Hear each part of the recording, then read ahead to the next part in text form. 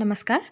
फिर से आप सभी का हार्दिक स्वागत करती हूँ और आज पढ़ाने जा रहे हैं स्वरोस्मृति, जिसको लिखा था निराला जी ने। तो इसके आगे का जो हिस्सा है वो पहले हम लोगों ने वीडियो में डाल दिया था और अभी पीछे का जो हिस्सा है वो अभी हम देखते हैं। तो आइए देखते हैं।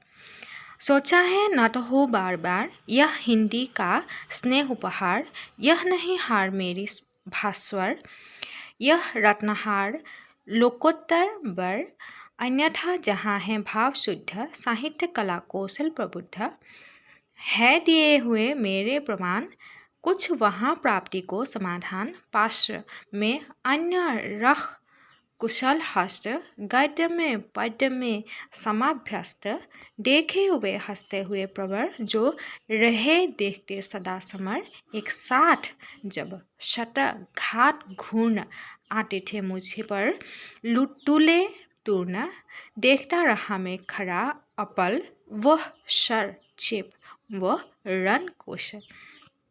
तो यहाँ का हम व्याख्या देखते हैं। तो यहाँ कवि बार बार अपना सिर झुकाकर सोच रहे हैं कि हिंदी मुझे अत्यंत प्रिय है, क्योंकि उन्होंने हिंदी भाषा में ही बहुत ज़्यादा जितने भी कविताएं या जो भी लिखा है वो जितनी रचनाएं हैं वो हिंदी भाषा में लिखा है। तो उन्होंने हिंदी भाषा को बहुत ज़्यादा पसंद किया है और इसीलिए प्रेम स्वरूप हिंदी ने मुझे लिखने का वर्णन दिया है। यानी कि उनका मानना है कि मैं हिंदी से जितना प्रेम करता हूँ तो इसीलिए हिंदी भी मुझे प्रेम करते हैं। तो इसीलिए हिंदी ने मुझे अवसर दिया है कि मैं कुछ लिखूँ, मुझे वरदान मिला है कि मैं हिंदी के लिए कुछ करूँ।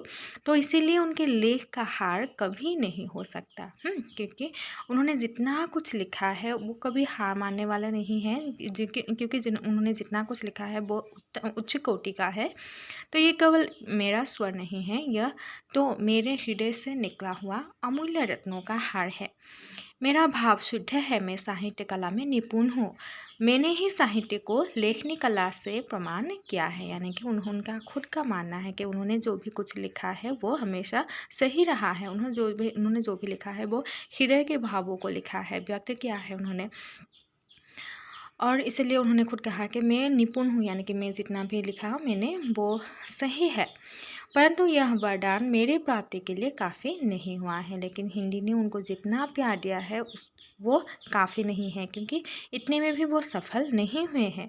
मैंने अपनी रचनाओं को गद्य का आकार दिया था, परंतु संपादकों ने मेरी रचनाओं को सम्मान नहीं दिया है। यानी कि उस समय जितने भी पत्रिकाएं निकाले जाते थे उस समय वहाँ के जो भी संपादकगण होते हैं वो रचना को देखते हैं और देख के उनको पसंद या नापसंद करते हैं। कोई जो होते हैं अपने रिश्तेदार वाले या अपने जान पहचान वाले, उनको उनका लिखा हुआ डाल देते हैं और अन्य किसी का देखते ही नहीं है। तो ये लेखक का हाल भी, यानी कि निराला का हाल भी ऐसा ही हुआ था। उनका जो भी लेखनी है वो मंजूर नहीं हुआ था, तो उन्होंने मेरे लेखनी का उपहास किया था। यानी कि संपादक गणों ने इनकी लेखनी का उपहास किया था, मजाक उड़ाया था। तो सभी ने उनके लेख पर व्यंग किया था। यानी कि उस समय जितने भी संपादक थे या जो महान लोग थे उन लोगों ने क्या किया था, उनके जो रचनाएं हैं उसको लेकर व्यंग उड़ाया था, ठट्टा किया था। तो ऐसे ही अनेक लेखकों का मजाक उड़ाया गया था।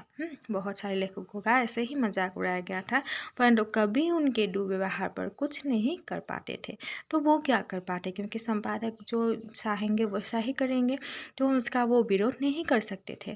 उन लोगों का यही रण कौशल था कि वे लोग केवल शब्दों का तीव्र वान चलाते रहेंगे। यानी कि उनका यही कार्य है कि वो हमेशा हर किसी के रचनाओं का कोई ना कोई जो खामियां हैं उसको वो निकाल के ही छोड़ेंगे। और वो लोग कभी किसी के जितने भी लेख है या जो अच्छा लेख है उनको कभी सम्मान देना नहीं चाहते थे।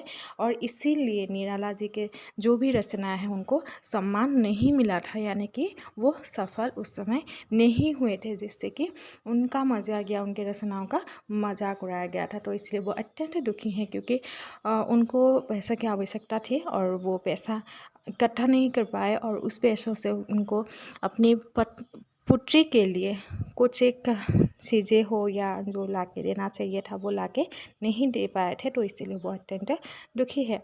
आज का भाग हम लोगों ने देख लिया है, तो बाकी के हिस्से हम नेक्स्ट वीडियो में देखेंगे। धन्यवाद।